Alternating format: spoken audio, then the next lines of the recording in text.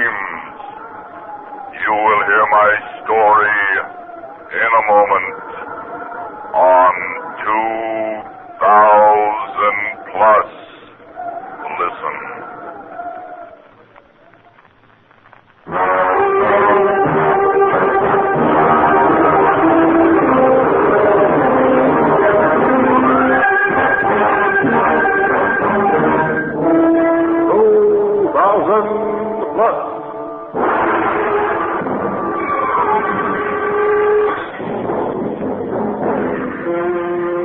Adventures in the world of tomorrow.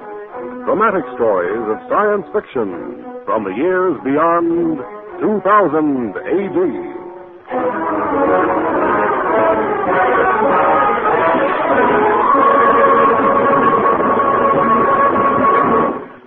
Today, the story of a horrible nightmare that wouldn't stop, even when the dreamer woke up. A story called The Green Thing.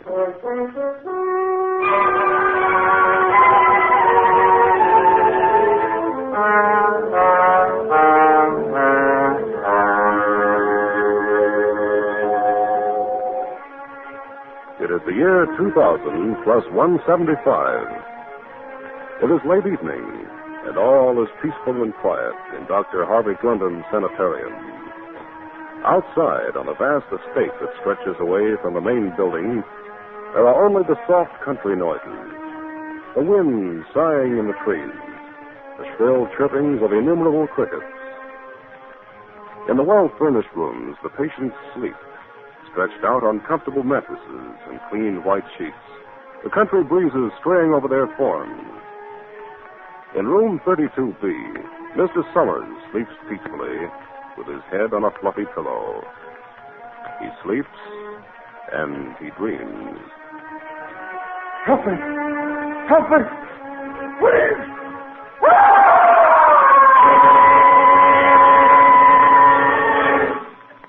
So, in the light of the growing psychological problems facing our nation, the government has sent me to you, Dr. Glendon, to enlist your aid, since you're the country's outstanding psychiatrist. Well, I'm honored indeed, Mr. Carley.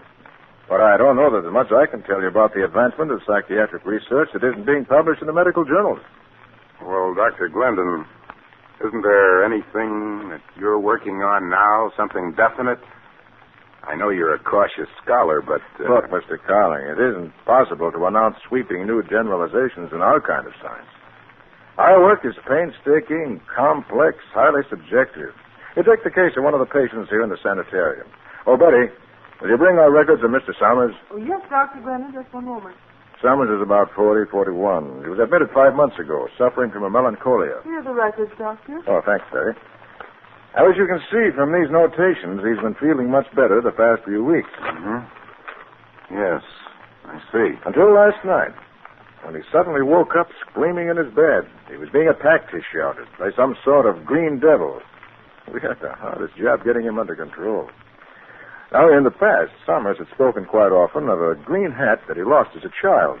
His father, he remembered, had punished him severely for losing it.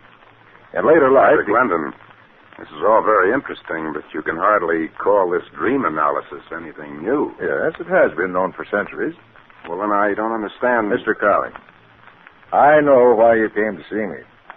Apparently, I haven't been able to keep my achievement as secret as I'd hoped. That's right, sir. We've heard rumors. All right, Mr. Carling. I've said that Mr. Summers' dream is very unusual. Now, would you like to see it?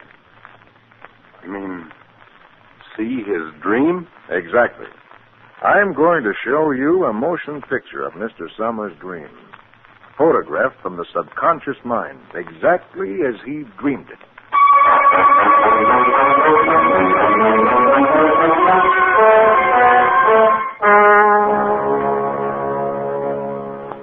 I attach special nerve electrodes, and these electrodes pick up the current impulses of the brain. Then these impulses are transmuted back into pictures on the film of the machine. Really very similar to the method of wireless photography. Here's Mr. Summers' dream reel, Doctor. Oh, fine. Thanks, Eddie. The projector tube is ready, so I'll just place the dream reel in it. And there. Hold on to your hat, Mr. Carling.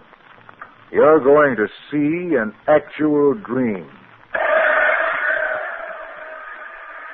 Yes, very well, Mr. Klauber. 3 slices of lemon drops will do. He thinks I don't see him putting the pennies in his pocket when he knows they belong to me. 3 slices of lemon drops it is, little boy. I'm not a little boy, Klauber, and you know it. I'm all grown up, and I don't come to your store anymore. I don't even live here anymore, and you steal pennies. All right. Get out now, little boy. Take your lemon drops and get out. Get out. Music. I didn't know Klauber had music in his store. I don't like his music. I'll slam his door. I'll go out in the street. Now there won't be any more penny-stealing music. Oh, what's that? It won't go away. It won't go away. Summers, I am calling you. What's that? It's not Klauber. It's green. It's a monster with great pink eyes on long stalks. It's standing in front of me. It has claws. You're not the little boy anymore, Summers. Oh, no, don't touch me with your claws. Come with me now, Summers. You are mine. You belong to me. No. You're touching me. Don't. Help me. Help me, please. Betty got to him at that moment, and the dream machine shut off. Phew, some dream. What effect will the discovery of this dream machine have on psychiatric research, Dr. Glendon? Well, I've only just perfected it about 4 or 5 months ago. We've got perhaps 40 or 50 photographed dreams in our files. 40 or 50? Yeah. However, as far as developing new techniques and treatment, maybe years before I can get them analyzed and correlated so that overall theories can be drawn from them. As long as that? So now you understand, Mr. Cowling, why it's a little difficult for me to answer your questions. That dream was fascinating. I've never seen anything like it. Doctor, I know I'm presuming on your time, but I'd like to see just one more. I'll have to report on these at the Government Bureau. Well, only one more, though. I'm sorry, but I'm quite busy. What about this one here? The purple tag. What's that for? I haven't seen that one myself yet. Purple tag means it's in the violent ward. Mr. Rolfe. Sick man. Well, we'll try it. All set?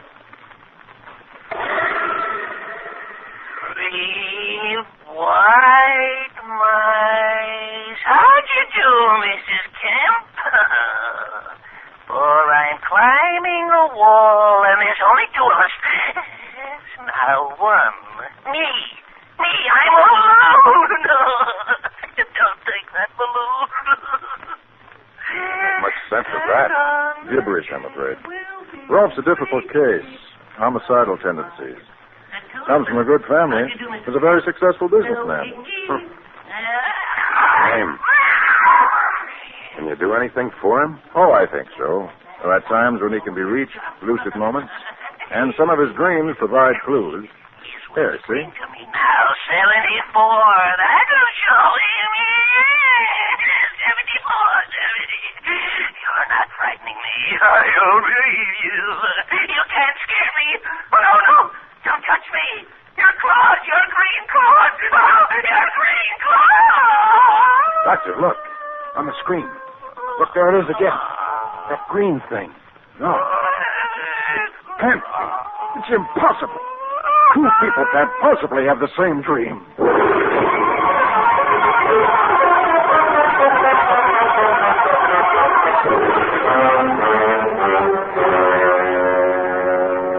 I don't understand it, Betty. I can't understand it.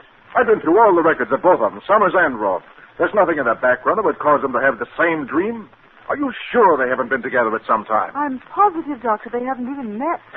Mr. Rolfe came here only a month ago, and he was placed in the violent ward immediately. He's never been out of it. It's possible for people to have similar dreams, yes, but never to dream of the same unusual, horrible, specific subject as that green thing. Every detail was the same. The pink eyes, the claws. Makes me shudder myself. Betty, I want our dream reels. All those I haven't seen. Oh, now, you're not going to view them all. It would take you... I don't care how long it takes. I want to see them all. I've got a funny feeling inside. And I won't be at ease until I know. Until I'm sure. Sure of what, Dr. Glendon? Sure that none of the other patients have had that dream. That same horrible dream of that green thing. Dream 9, Mrs. Jordan. Shall I put the sound on? Oh, no, not necessary. We can see it if it appears. No, nothing here. Dream 10, Miss Farnham. No, nothing. I don't think we'll find anything, Doctor. It must have been a freak, a coincidence. Keep going, keep going. Dream 11, Mr. Craig.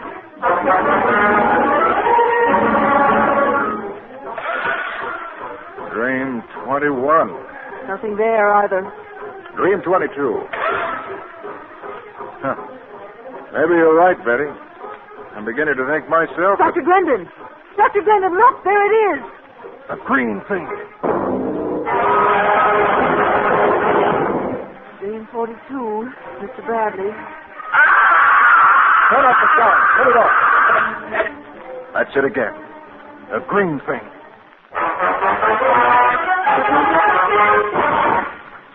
4 of them, Carling. 4 dreams of that monstrous green thing. Each one from a different patient? And each one during the past week. Carling, there's something there.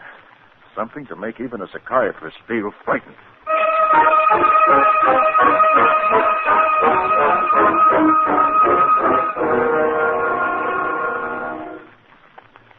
Carling, the patients weren't having a dream. They couldn't be. They had nothing in common but the fact that they're in this sanitarium. Why, even the nature of their illnesses are different. Doctor, aren't you getting a little mixed up yourself? Huh? You saw those dreams. I saw them. And Betty saw them. I know it's incredible. Listen, to have a dream means that you create that dream. You and nobody else. You mean you think the patients didn't create those dreams? They're not their dreams? There is such a thing as thought projection. Mental telepathy? Yeah. Why should anyone want Someone to... may have found out about the dream machine. Maybe jealousy or grudge or a hatred of psychiatry in general. There are many reasons.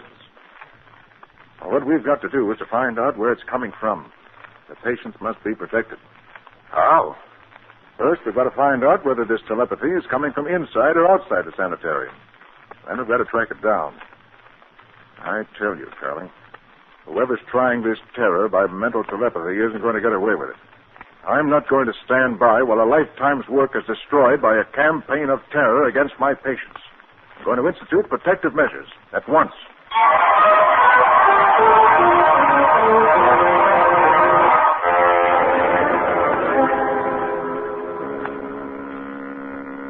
Anything yet, Doctor? Oh, I still have the Garda screen beamed on the area directly around the main building. I don't expect to find anything so close, but I want to search every inch of the grounds. You still feel whoever it is on the grounds? Can't be sure of anything, except that I'm convinced that the staff is loyal, and I have a hunch that whoever is transmitting these thought waves will want to be close enough to judge the results. Shall I bring the patients down now, Dr. Glendon? Oh, yes, Betty. Go get them, will you, please? Just possible that they may be able to help us. They may have felt currents emanating from a certain direction. I think the Garda screen has reached its range limit, Doctor. It's repeating itself. All right, I'll give it wider focus. I'm going into the grounds now. Wait, there's something. A figure on the screen. Yeah, I see him. Carrying a club, a stick or something. Who is it, Doctor? Can you tell? I don't want to alarm him. I'll signal the patrol corps. Let me. It's that red button on the wall, isn't it? Oh, no calling. Never mind. That is one of the patrol corps. I can see his armband. Too bad. Well, I'll switch the machine to the north fringe. There's another figure. Is that... We seem to be well guarded. Another member of the patrol corps. Well, let's hope the patients will be able to... Here's help. Betty. Doctor. Doctor. She's alone. Betty, where are the patients? They're gone, Doctor. What? They disappeared. And a fifth patient has just begun screaming in his room, the green thing, the green thing.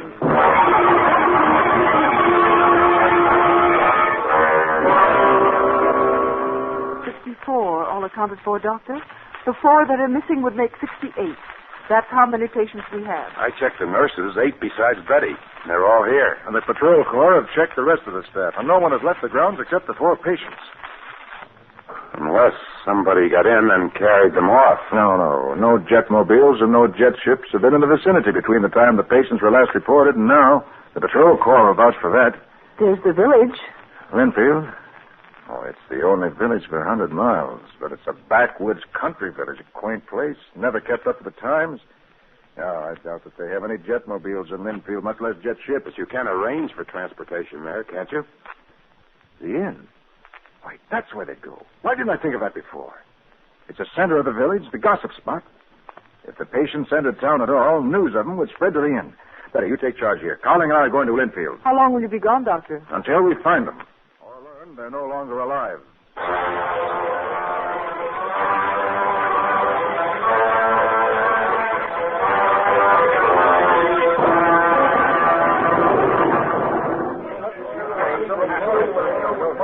Sorry I can't help you none, Doctor. I ain't seen no strangers, spoke to no strangers, or heard of no strangers. Well, how about transportation, jetmobiles, or jet ships? Ain't put in any calls for jetmobile service nigh on to 2 months. Not since Miss Jennings busted her leg, and we had to send her to the hospital in the city. Oh. Jet ships? Why, last time one of them flaming monsters landed here, we nearly had a riot in Linfield. Them fools all thought 'twas invasion from Mars. Just ran a wild goose chase, Doctor. Yeah, so it seems. Well, thanks anyhow, Mr. Barker. You've been very helpful. Haunts, he says. The blasted idiot believes in haunts. I do. Everyone knows there's ghosts everywhere. Idiot, there's no such thing as gold. There are ghosts. There are ghosts in every village and town.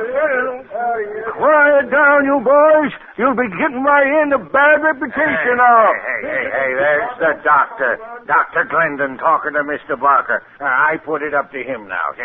What'd you say, Doc? There's no such thing as haunts, ghosts, either now. Hey, you tell my ignorant friend. I wasn't listening very carefully.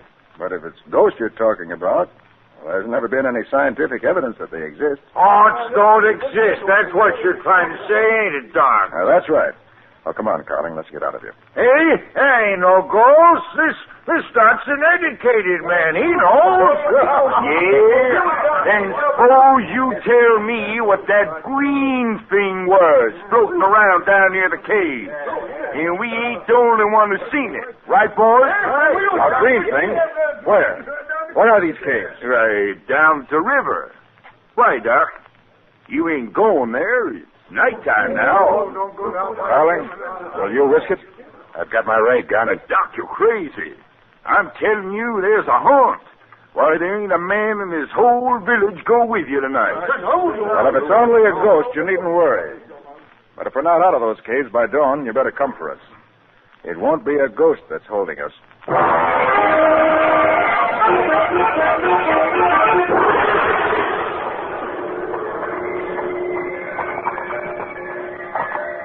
This must be the right cave, Carling. It's the only one with a brush trampled down in front of it. Eerie as a tomb in here. Quiet. I don't hear anything. Well, we just don't want to be taken by surprise. Have to be as quiet as possible. All right, come on.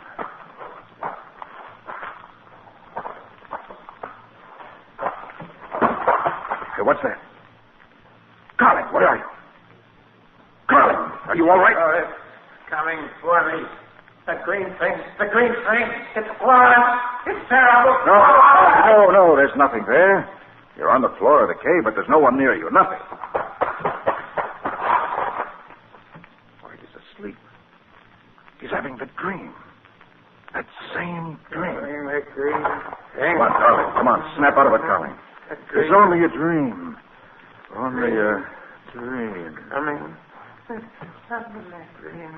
I feel dizzy. Tired. What's the matter with me? I'm falling asleep.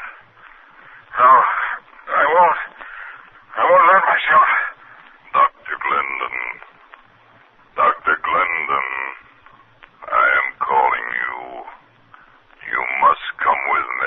No. No, I won't. I'll fight you. I'll fight you. Come with me, Dr. Glendon.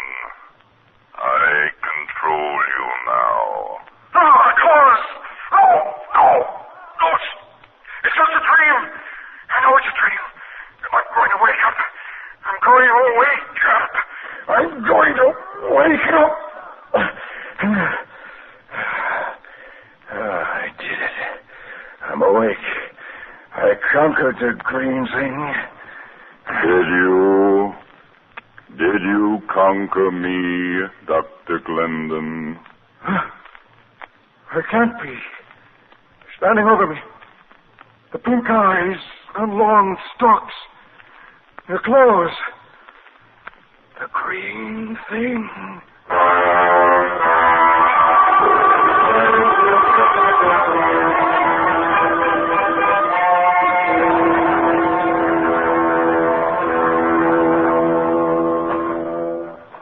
Right in here, Dr. Glendon.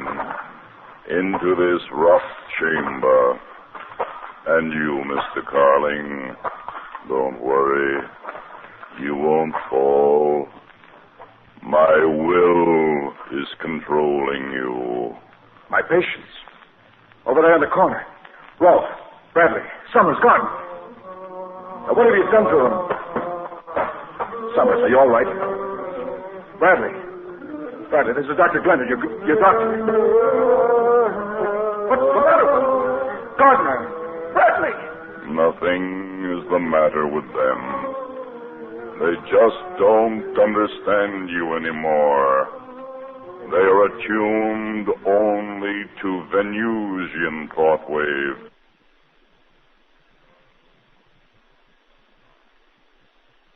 Venusians? You're from the planet Venus? That is right. For a long time, we have been observing your Earth, your resources, and your remarkable technology. But we did not know how to conquer you, for we of Venus have no strength or physical dexterity, only mental power. You shouldn't have told me that. I'm going to beat that horrible body of yours to a pulpy green mess. You hit only air, didn't you? I'm growing tired of this game. Stop. I will that your arms obey me and not you. I can't move them. Carling, support me. Do not be foolish again, and I will return their motion.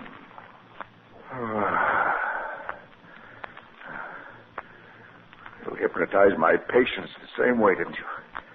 Those dreams. A little more complicated than what you Earthlings call hypnosis. But it is mind control. I have come to Earth to prove to my planet that this is the way to conquer your Earth. We will control the minds of its inhabitants and thereby control their strength, their physical dexterity. I began on your patients first because their minds are more easily controlled. What do you want of them? Their bodies. They can perform physical acts that I cannot. With their bodies, we Venusians can continue our investigation of your planet at close range. And we can also study the structure of the Earthling when I bring them back with me. Bring them back? To Venus? Do not worry, my dear doctor.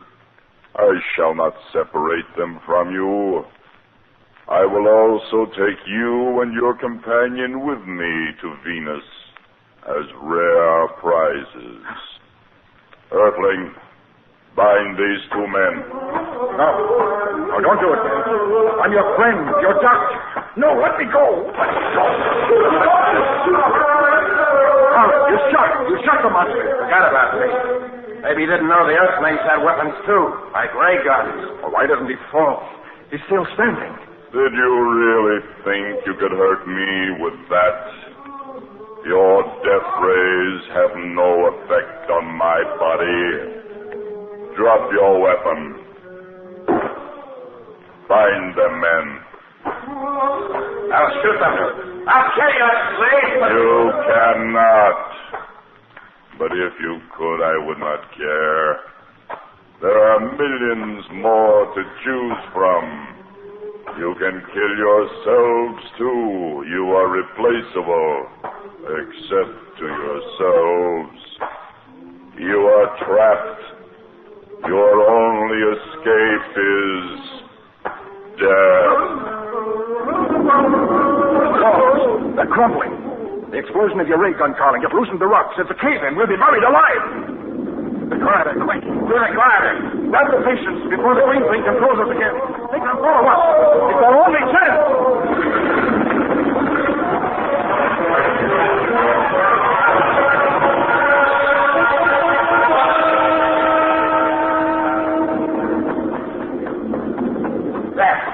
Let them out of the cave. Hurry, Doctor. It's locked. The rocks have fallen here, too. There's one big one just at the mouth. If you move that one, I think we can make it. All right, help me, Doctor. I'll get the patients, too. All right, come on, then. Here. Pull. Pull. That's right. Move it. All right, come on. Now we can squeeze through now. You go first, Doctor. Pull the patients after you. All right. All right, I'm out. Now, Rolf, come on. That's it. All right, Bradley, you next. Come on. That's the way. All right, you, Summers. Hurry, Doctor. All right, now, come on. All right, Gardner, quick. You, all right. That's it's all right there. All right, now you, Carling. I can make it. Oh, Good. help me. Earthlings. I cannot escape. He can't squeeze through. He has no physical strength. Earthlings. Earthlings. Come to me. They're going to him. He still has power. Come on, Colin, quick. Before they release him, help me shove this rock over the opening. Come on, quick. There it goes. Thank goodness. Hey, what's that? Look out, step back!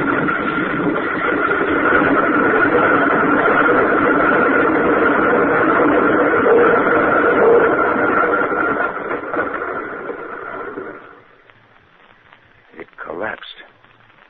The entire cave fell in. We were just in time. Yes, Carling.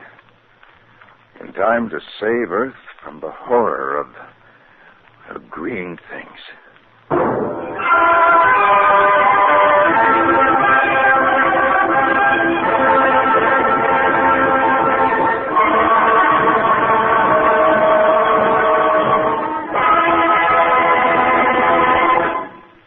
Next week, an incredible story about a man of science who dared tamper with the secret of human life.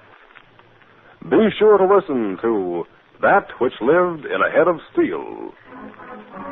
2000 Plus is produced by Dryer and Weenolsen Productions, Incorporated. In today's cast, Lon Clark played Glendon, Joseph Julian was Carling, Elsa Sondergaard was Miss Connors, Gilbert Mack was Rolf, John Griggs was Summers, and Henry Norell was the Green Thing. The script was written by Edgar Marvin.